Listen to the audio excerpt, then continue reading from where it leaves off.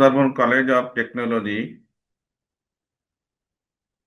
সাতক্ষীরা এর পক্ষ থেকে advance certificate course in ICT কোর্সের কাছের ও দূরের সকল শিক্ষার্থীকে জানাই আন্তরিক সালাম ও শুভেচ্ছা। আমরা আইসিটি ক্লাস আজকে নির্ধারিত সময় অনুযায়ী শুরু করতে যাচ্ছি। আমরা আজকে আলোচনা করব বিগত সাল অর্থাৎ 2025 সাল, এক বছর আগে 2025 সালে প্রথম সেমিস্টারে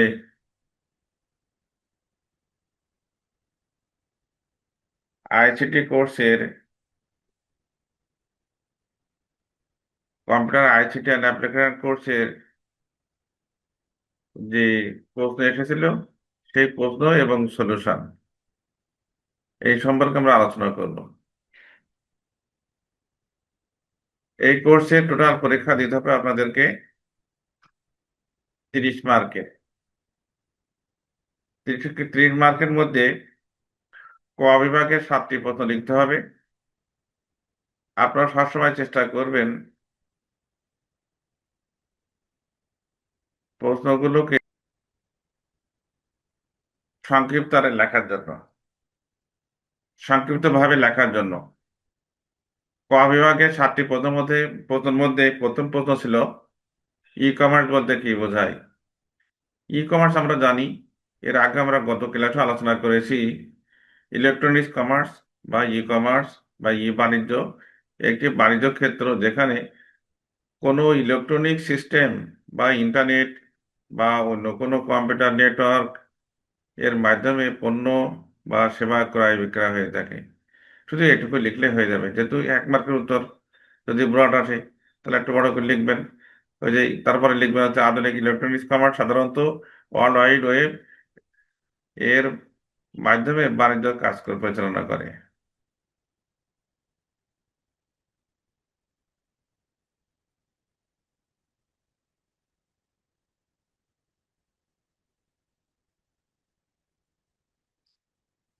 পরের প্রশ্নে আসি। অ্যাকুরেসি। অ্যাকুরেসি কি? অ্যাকুরেসি বলতে বোঝায় কোনো পরিমাপ বা ফলাফল পরিকৃত অর্থাৎ সঠিক মানের কতটা কাছাকাছি। সহজভাবে যত বেশি কোনো মান আসল বা সঠিক মানের কাছ থাকবে তত বেশি অ্যাকুরেসি। যেমন দেখেন কি, ধরা যাক কোনো বস্তুর প্রকৃত ওজন 10 কেজি, যদি মাপা হয় 9.9 কেজি, এটা অ্যাকুরেসি পাশাপাশি। এই লিঙ্ক হয়নি। নাম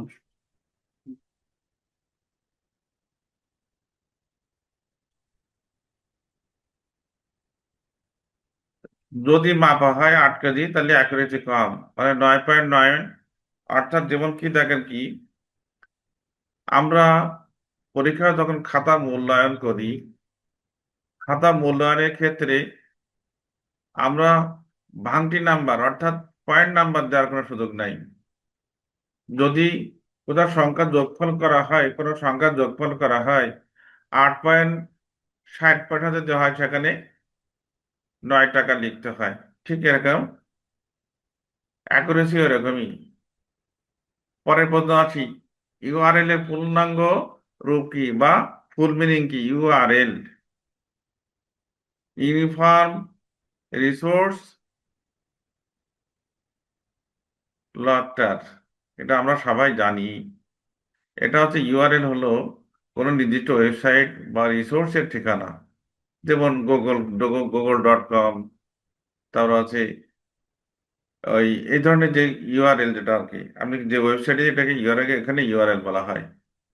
ইউআরএল দেখেন দেখেন পূর্ণাঙ্গ, মানে 1 নাম্বার কতটুকু সময় লাগে? মাত্র 3টা ওয়ার্ড ইউআরএল। এই 3টা ওয়ার্ড পূর্ণাঙ্গভাবে লিখতে পারলে 1 মার্ক অঙ্কের মতো নাম্বার পেয়ে যাচ্ছেন। পরের প্রশ্ন, কম্পিউটার রিস্টার্ট করার জন্য ব্যবহৃত কিবোর্ড বা শর্টকাট কমান্ড লেখো। আমরা কম্পিউটার ব্যবহার করতে সকলেই জানি, কিন্তু কিবোর্ড দিয়ে কম্পিউটার শাটডাউন দিতে হবে।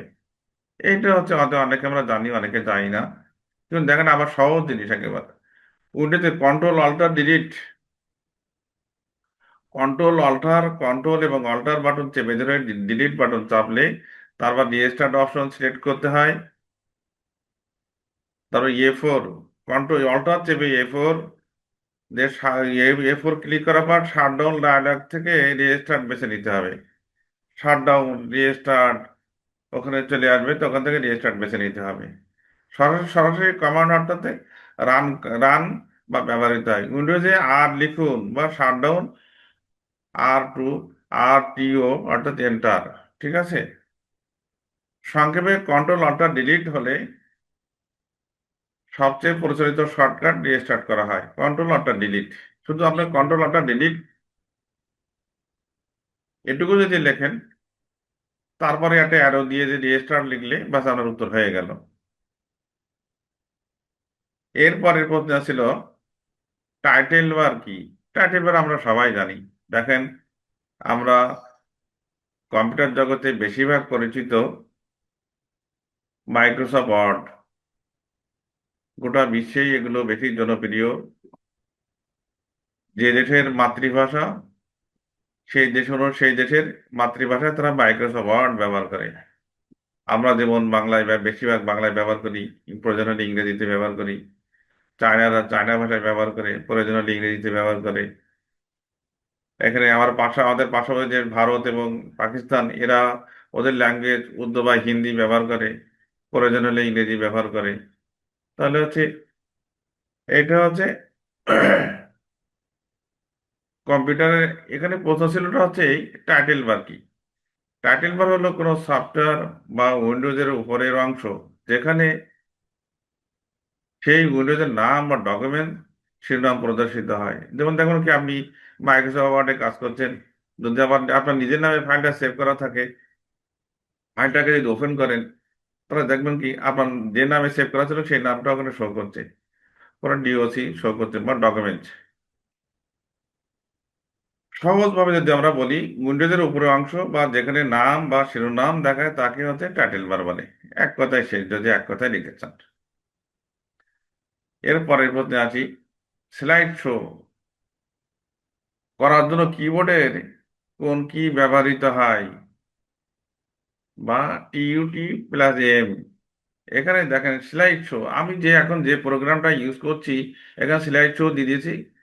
আমি একটা প্রশ্ন বা একটা পৃষ্ঠা নিয়ে আলোচনা করছি, করার পর আমি মাউসের একটা বাম বাটন ক্লিক করছি, করার পর আমি পরবর্তী প্রশ্নে যেতে পারছি। সিলেক্ট শট দিয়ে রাখছি। তুমি একটু গুলিয়ে ফেলেছো, যেমন কি TUT+M সঠিক না, অর্থাৎ সঠিক উত্তর হলো সিলেক্ট শট চালু করতে হলে F5 চাপতে হয়। ফাংশন যেটা হলো এফ তে ফাংশন, আর ফাইভ ফাংশন এফ, যেটা ওখানে একটা কি আছে ওই কি চাপতে হয়। অতিরিক্ত হলে F5 শুরু করে সিলেক্ট, অথবা কি Shift+F5। বর্তমানে স্লাইড থেকে উইন্ডোজ শুরু হয়। এই হচ্ছে আপনার কিবোর্ড দিয়ে প্রশ্নটা উত্তরটাই সঙ্গে হবে Shift+F5। যেটুকু লিখলেই আপনার প্রশ্নের অ্যান্সার হয়ে যাবে। আমার 7টা প্রশ্ন হয়ে গেল, ক বিভাগ হয়ে গেল। এরপর আসি আমরা পা বিভাগে। আমরা প্রতিদিন ক্লাসে যেটা আলোচনা করব, এর PDF ফাইল আপনারা গ্রুপে পাবেন। ক্লাস শেষ হয়ে গেলে এর PDF ফাইলটা, MS ওয়ার্ডের যে PDF ফাইলটা আমরা গ্রুপে দিয়ে দেব। আর 1-2 দিনের মধ্যে এই ক্লাসের যে ভিডিওটা, এটাও আপনারা আমাদের ফেসবুক পেজে পাবেন। গ্রুপে পেতে পারেন, তো ফেসবুক পেজে আমরা দিয়ে দিই। যদি ওখানে দেখতে চান ভালো, না গ্রুপে যদি প্রয়োজন হয় তা গ্রুপে দিতে হবে। এরপরের প্রশ্ন আছি ক বিভাগের। এখানে 4টা প্রশ্ন থাকবে, 2টা লিখ, মানে প্রতি নাম্বার হচ্ছে 2, 8টা লিখতে হবে। এর আগে ছিল 5টা, বোর্ড একটা কমিয়েছে। ভার্চুয়াল ক্লাসরুমের 2টি সুবিধা লেখো। ভার্চুয়াল ক্লাসরুমের 2টি সুবিধা হলো যে কোনো স্থান থেকে অংশগ্রহণ করা যায়। যেমন দেখেন কি, আমরা যে এখন যে ক্লাসটা নিচ্ছি এটা ভার্চুয়াল ক্লাসরুম। আমি এখানে ক্লাস নিচ্ছি, দেখেন শোভা মণ্ডল, আপনি এই ক্লাসে অংশগ্রহণ করেছেন। অন্যরা যদি অংশগ্রহণ করতে চায় তাহলে এখানে অনলাইন ক্লাসে তারা অংশগ্রহণ করতে পারবে। ইন্টারনেট থাকলে ঘরে বসে ক্লাস করা সম্ভব। সময় ও খরচ সাশ্রয় হয়, এখানে যাতায়াতের প্রয়োজন নেই, ফলে সময় ও টাকা দুটোই বাঁচে। পরের প্রশ্ন, সাম, এসইউএম, সাম সাম ফাংশন ব্যবহারের এখানে বর্ণনা করো। সাম ফাংশন, সাম ব্যবহার, সাম ফাংশন ব্যবহার করে রো যোগ করার উপায় এক্সেলে। এখানে সমান চিহ্ন, এখানে যে আছে রো সংযোগ করতে চাইলে তার পাশে একটি সেল সিলেক্ট করতে হয়, তারপর সেখানে লিখে সাম অংশ দিলে এখানে সাম দিয়ে শুরু করতে হয়। যেমন সমান চিহ্ন সাম A1 ইন্টু A1, E1, এটা হচ্ছে যোগ করার জন্য। প্রত্যেক ক্ষেত্রে যদি আমি মিনিমাম বের করতে চাই, ম্যাক্সিমাম বের করতে চাই, তা সেখানে সাম ইউজ করতে হবে। পরে সেটা যে এন্টার, তাহলে ফলাফল পেয়ে যাবেন। এই হচ্ছে সামের কাজ। পরে বলতে আসি, তথ্য ও উপাত্তর মধ্যে পার্থক্য কি? তথ্য আর উপাত্ত, প্রক্রিয়াজাত অবস্থার মধ্যে পার্থক্য, প্রক্রিয়াজাত মধ্যে অবস্থার মধ্যে পার্থক্য, আর অর্থবোধক পার্থক্য। দুটো পার্থক্য, একটা হচ্ছে প্রক্রিয়াজাত অবস্থার পার্থক্য, উপাত্ত কাঁচা ও অপ্রক্রিয়াজাত। আর দুই হচ্ছে তথ্য হচ্ছে আপনার হচ্ছে প্রক্রিয়াজাত ও সুশৃঙ্খল। অর্থবোধক যেমন হচ্ছে কি নিজেরা যে স্পষ্টভাবে অর্থ প্রকাশ করে না, আর হচ্ছে অর্থবোধক বা সহজে বোঝা যায় তথ্যটা।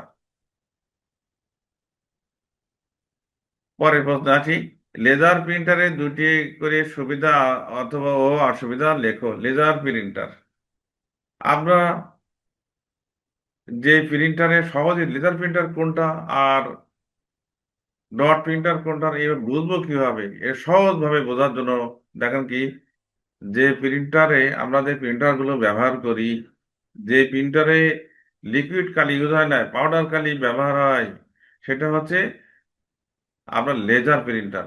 আর ডট প্রিন্টার হচ্ছে কি, যেখানে লিকুইড ব্যবহার করে, কালি হচ্ছে লিকুইড, তরল কালি, এই কালি ব্যবহার হয়, সেইটা হচ্ছে ডট প্রিন্টার। তার সুবিধা আছে, সেখানে সুবিধা বেশি। ডট প্রিন্টার যেমন ফটোকপি, এটাও হচ্ছে আপনার লেজার প্রিন্টার। ফটোকপিতে দেখেন আপনার কোথাও লিকুইড দিতে হয় না, কালো মানে তরল বা কালি দিতে হয় না, ওখানে পাউডার কালি দিলেই সে প্রিন্ট হয়ে যাবে। দ্রুত প্রিন্ট করে, অল্প সময়ে অনেকগুলো পৃষ্ঠা একসঙ্গে প্রিন্ট করা যায়, প্রিন্ট কোয়ালিটি ভালো হয়। অসুবিধা আছে, লেজার প্রিন্টারের একটু দাম বেশি, আর রঙিন প্রিন্টার খরচ বেশি। এই হচ্ছে আমরা ডট প্রিন্টার যেটা করি, ওখানে রঙিন পৃষ্ঠা হলে তার খরচ বেশি।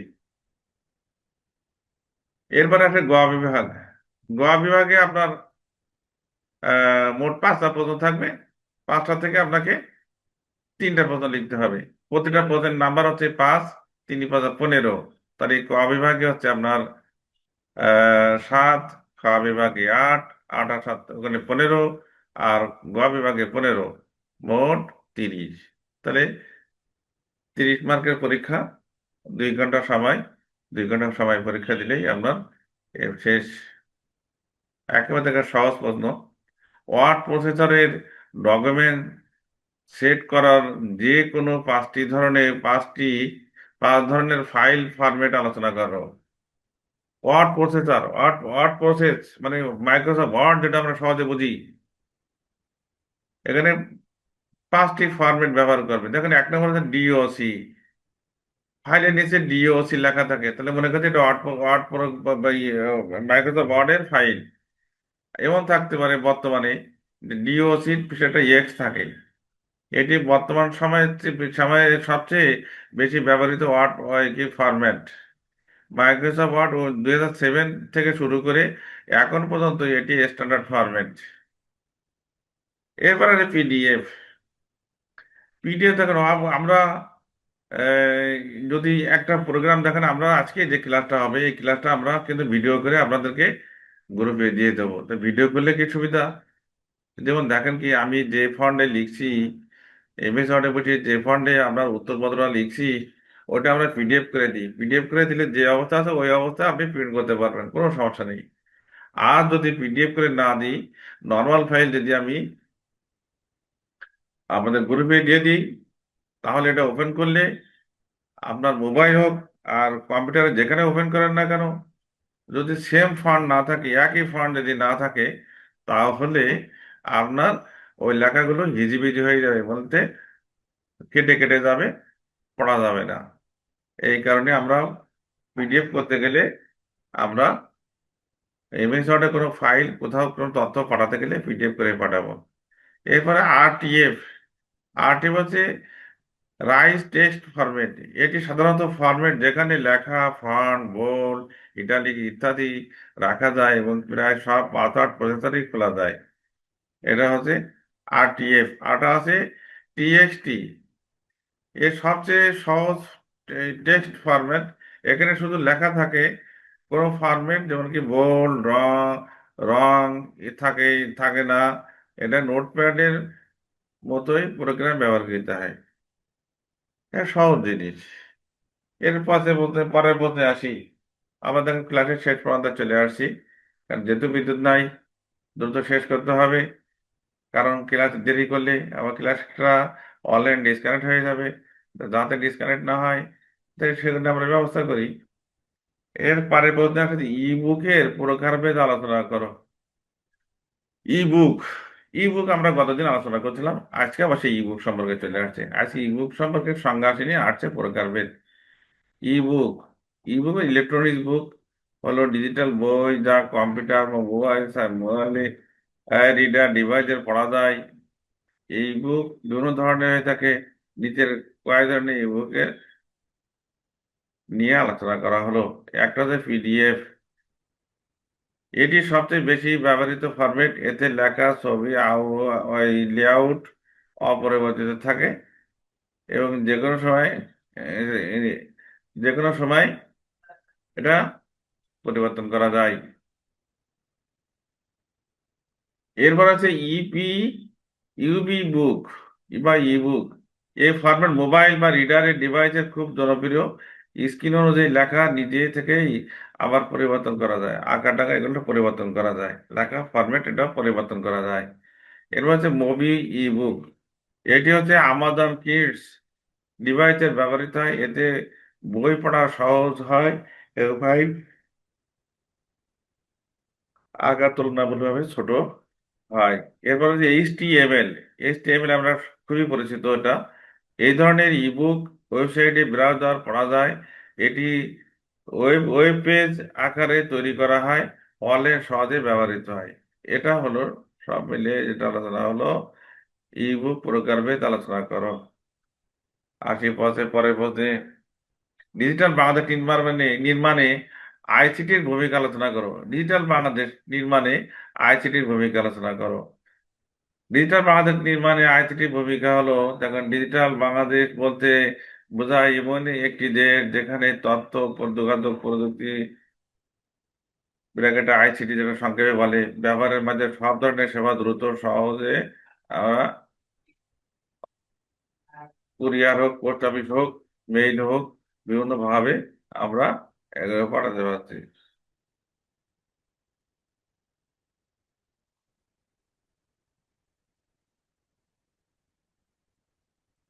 এরপর এরপরে আরো আলোচনা বাকি আছে, এটা আমরা শেষ করি। স্বাস্থ্য সেবা উন্নত, ব্যবসা ও ই কমার্সের প্রসার।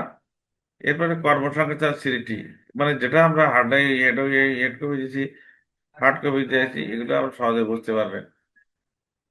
এর পরের পথে আছে ডিজিটাল মেইল মার্স এর ধাপগুলো উল্লেখ করো। মেইল মার্স হচ্ছে মূলত কাজ ও সারসংক্ষেপে বলি, আমরা পাঠ্য বইয়ের দিকে না তাকিয়ে বলি। এটা হচ্ছে মেইল মার্স। যদি আপনি অনেক বেশি পানি ওঠাতে চান পানির ট্যাঙ্কিতে, তাহলে আমরা সেই অনুসারে কাজ করতে হবে। তার মেইল মাত্রা হচ্ছে এরকমই, যদি আপনি একসঙ্গে অনেক লোকের কাছে চিঠি দিতে হয় বা দাওয়াতপত্র দিতে হয়, তাহলে মেইল মার্সে আপনার মাধ্যমে পাঠাতে হবে। তাহলে একসঙ্গে একটা কমেন্টের মাধ্যমে আপনার যারা শুভাকাঙ্ক্ষী আছে সবার কাছে মেইল মার্চের মধ্যে চিঠি পাঠানো যাবে। মেইল মার্চ ডকুমেন্ট ডকুমেন্ট তৈরি করা, কি কি জিনিস তার সঙ্গে সঙ্গে শিরোনামে সংক্ষেপে দেখি। তারপরে মেইল মার্কস শুরু করা, রিসিভমেন্ট নির্বাচন করা, মার্কস ফিল্ড বসানো, তারপরে মেমোরি, রেজাল্ট দেখা, তারা ফিনিশিং আর মেসেজ চলে যাওয়া। এই হচ্ছে মূলত আমরা যেটা আলোচনা করলাম। এটা হচ্ছে 2020 সালে, মানে গত বছর প্রথম সেমিস্টার পরীক্ষার প্রশ্ন নিয়ে এটা আমরা আলোচনা করলাম। উত্তরপত্রটা আমরা গ্রুপে দিয়ে দেব, এবং কারো যদি কোনো প্রশ্ন থেকে থাকে তাহলে করতে পারেন। এনিহাও, কারো কোনো প্রশ্ন? কারো কোনো প্রশ্ন নেই? যদি কেউ কথা বললেন না, তাহলে প্রশ্ন নিয়ে ধরে নেব। তাহলে আমরা এই প্রশ্নটা, এই প্রশ্ন সেটটা, এই আজকে যে ক্লাসটা, এই ক্লাসে যেহেতু আমরা লিখছি, এটা তথ্যগুলো আমরা গ্রুপে দিয়ে দিই, দিলে বাসায় বসে পেয়ে যাবেন। আর সবাই এটা নিয়মিত হন, নিয়মিত ক্লাসে আসেন, দেখবেন বিষয়টা সহজ। কিন্তু আমি আদৌ পড়বেন না, বাসা বাসা থেকে কোনো খোঁজ খবর নেবেন না, তাহলে তো কাজ হবে না। এই মোটামুটি আজকের আলোচনা। আমরা এরপরে আপনার একটা আবার হচ্ছে, এখন হচ্ছে 3:30, চারটা ক্লাস আছে। 4টার সময় ডক্টর কামরুজ্জামান স্যার, উনি আপনাদের ইংলিশ ক্লাস নেবেন। ইংলিশ ক্লাস এর আগে ছিল আপনার রবিবার, রবিবারের পরে ওই সরি শনিবার, শুক্রবারের পরিবর্তে ক্লাসটা শনিবারে করা হয়েছে। আর মামা রাফি স্যার যেটা, উনি আগামী প্রতি বুধবারে ক্লাসটা নেন, আর আমি নেব শনিবার। তাহলে হচ্ছে এরপরে আপনাদের ইংলিশ ক্লাস হবে। কারো কোনো প্রশ্ন? শোভা মণ্ডল, শোভা মণ্ডল ভালো আছেন? ভালো আছি। কোনো প্রশ্ন? না স্যার, কোনো প্রশ্ন না। আচ্ছা, বুঝতে কোনো সমস্যা? না স্যার, বুঝতে কোনো সমস্যা নাই। আচ্ছা, আমরা বাজারে আপনার এই বইয়ের আপনার কিনতে পাওয়া যায়, ওই গাইড কিনতে পারেন। যদি গাইড কিনতে চান কিনতে পারেন, আর যদি বলেন না গাইড কিনবো না, আমরা প্রত্যেকটা ক্লাসের নোট একসঙ্গে আমরা ক্লাসে ক্লাসে দিয়ে দিচ্ছি। এই নোটটা আমি এখনই ক্লাসে আপনার ওই গ্রুপে দিয়ে দেবো, ওখান থেকে দেখে নিতে পারেন। যদি মনে করেন হার্ড কপি নেবো, তাহলে হার্ড কপি আপনার সব মিলে 150 টাকার মতো আপনার ফটোকপি